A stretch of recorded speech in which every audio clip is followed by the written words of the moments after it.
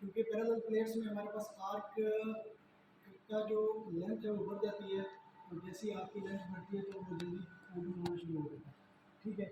और जो arc shoot में हम मेटल प्लेट इस्तेमाल कर रहे होते हैं। दूसरा जो हमारे पास टाइप्स आती है वो मैग्नेटिक ब्लो आउट टाइप आती है।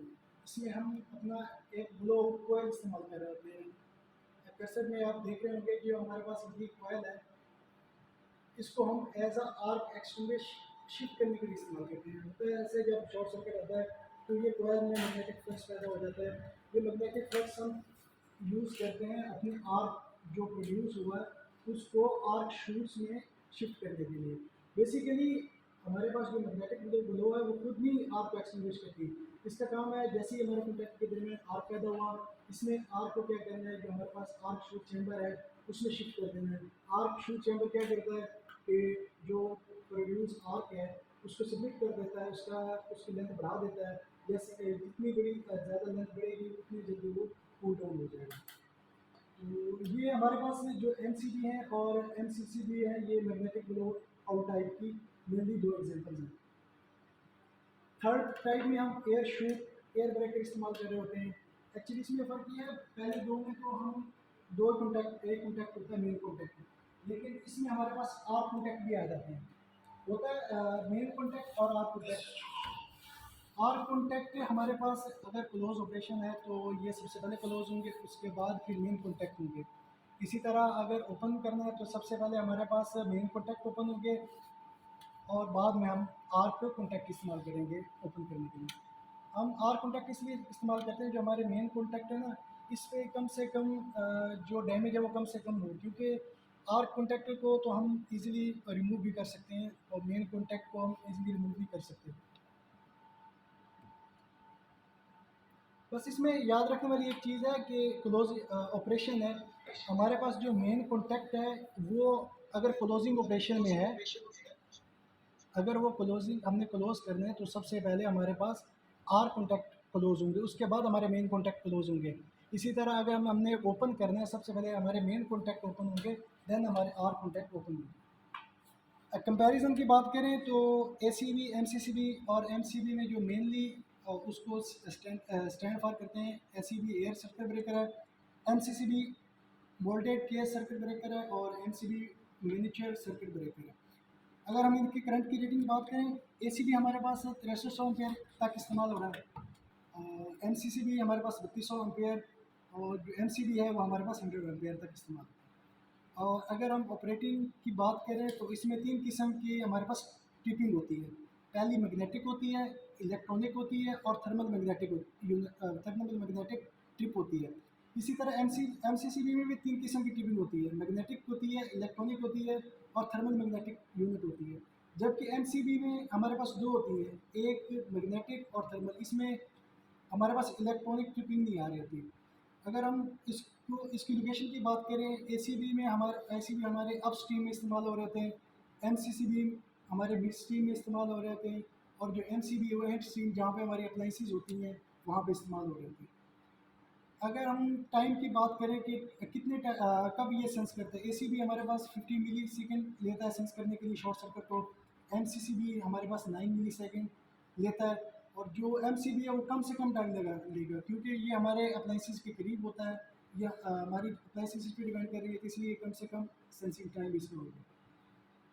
रेटिंग की बात करंट की रेटिंग की बात करें तो एसीबी हमारा 150 किलो एम्पेयर तक शॉर्ट सर्किट रेटिंग होती है। एमसीसीबी की 100 किलो एम्पेयर तक, और जो एमसीबी है वो 15 किलो एम्पेयर तक।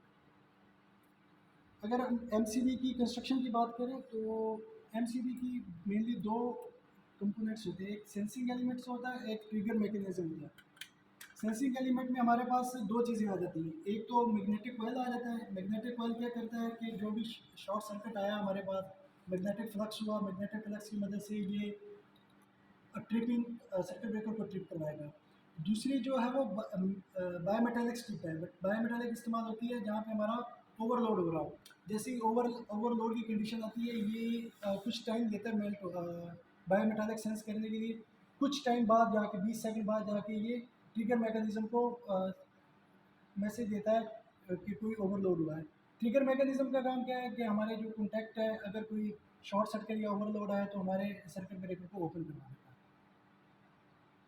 ये बाकी कुछ एनिमेशन है, इससे अब मज़ीद आपकी जो कन्फ्यूजन है वो क्लियर हो जाएगी कि हमारे पास कैसे शॉर्ट सर्किट होता है, आर्क कैसे शिफ्ट होता है आर्क शूट्स में।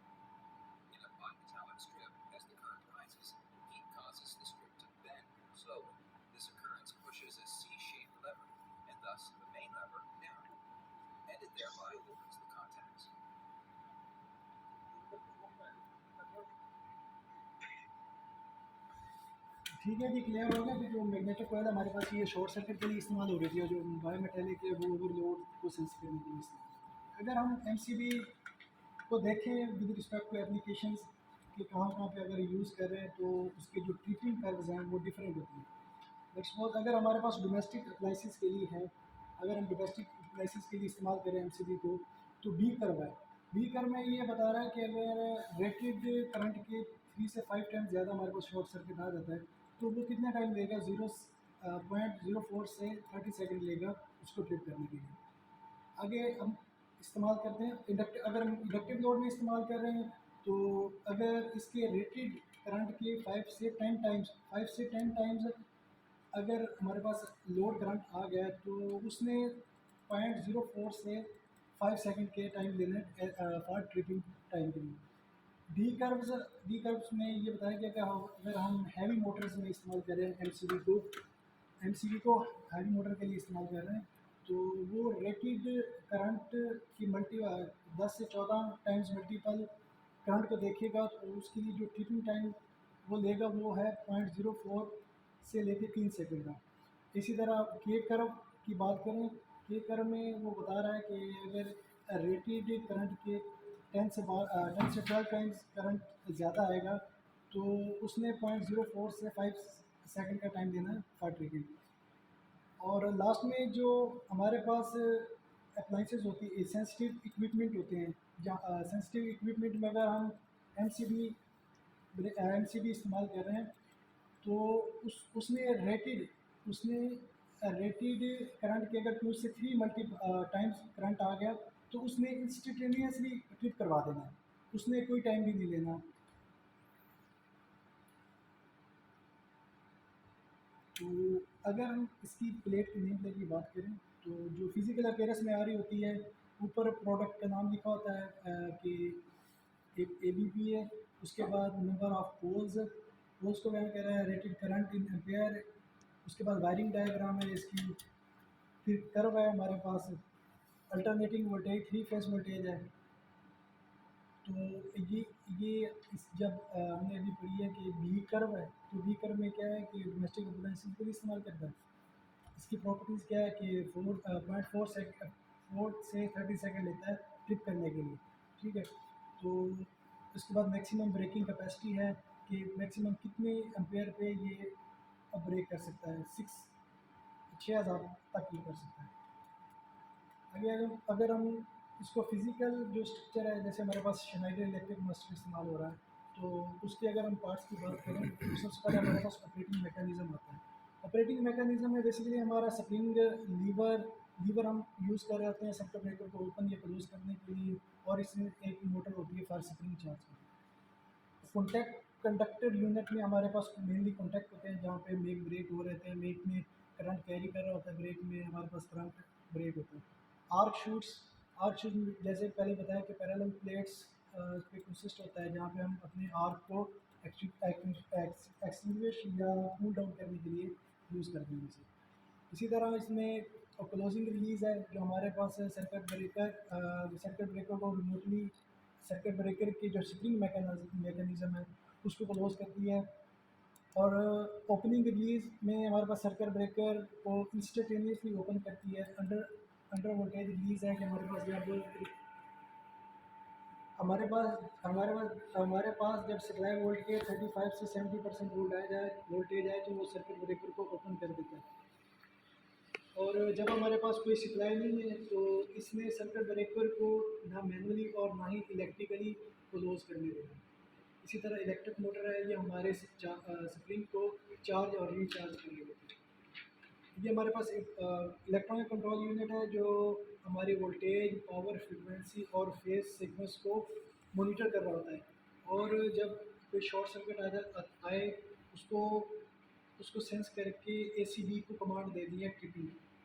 तो इस पे डिफरेंट इंडिकेशंस हैं, जैसे ये लैंप इंडिकेशन है, ये इंडिकेशन ऑफ ट्रिपिंग है, ये हमारी मेन स्क्रीन है, रेजुलेशन है, बाकी ये मेजरमेंट है, नेविगेशन बटन्स हैं हमारे, प्रोटेक्टिंग सेटिंग है, उसके बाद लॉन्ग टाइम करंट की सेटिंग है, शॉर्ट टर्म पिकअप की सेटिंग है, अर्थ फाट पिकअप की सेटिंग है, उसको उसकी सेटिंग है सारी। अगर हम इंस्पेक्शन की बात करें, किसी भी की इंस्पेक्शन और मेंटेनेंस इंस्पेक्शन इसलिए कहते हैं ताकि हमारा जो ऑपरेटर्स है इक्विपमेंट, तो वो हेल्थी सिस्टम में रहे, और जब ऐसा कोई शॉर्ट सर्किट आए तो जल्दी तो एमरजेंसी ट्रिप कर जाए, या तो सबसे पहले जो हमारी इंस्पेक्शन होती है, तो हम लॉग देखते हैं कि कहीं पे हमारे